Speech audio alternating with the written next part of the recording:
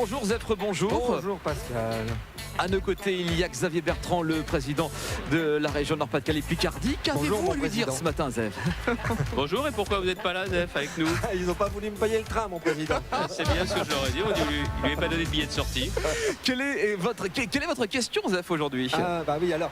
Moi je dis, qu'est-ce que j'aurions aimé être avec vous, mon président et mon bon Pascal, déambulant dans les couloirs du salon de l'agriculture, à la recherche de Karine Le Marchand, qui doit tenir un stand, elle qui connaît maintenant tous les trucs et astuces pour plaire aux agriculteurs, c'est un lapsus agricole, excusez-moi.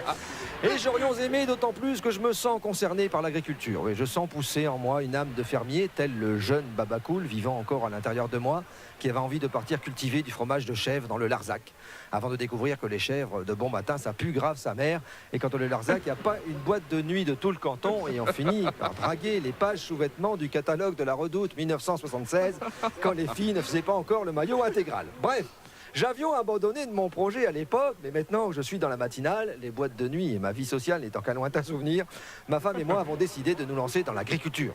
Bon, pas tellement en bon moment, parce que c'est la crise un petit peu, mais bon, tant pis. J'avions investi dans une exploitation de 80 cm sur 60.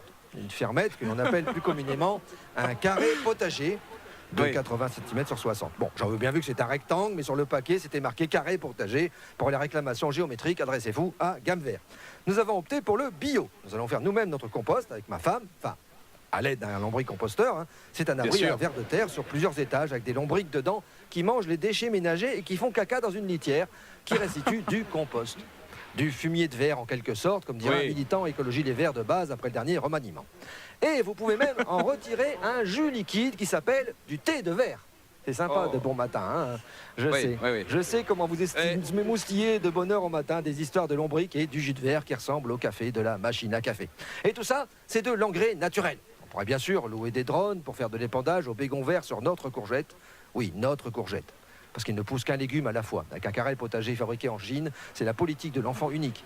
Une tranchée, une graine, dit Confucius.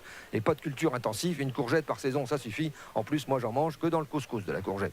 Alors, bien sûr, je serions prêts à soutenir nos amis agriculteurs et mes nouveaux amis agriculteurs et manifester avec eux. S'ils veulent, je peux faire avaler du bon jus de verre à Monsieur Valls. Il ne sera pas malade, c'est sans gluten.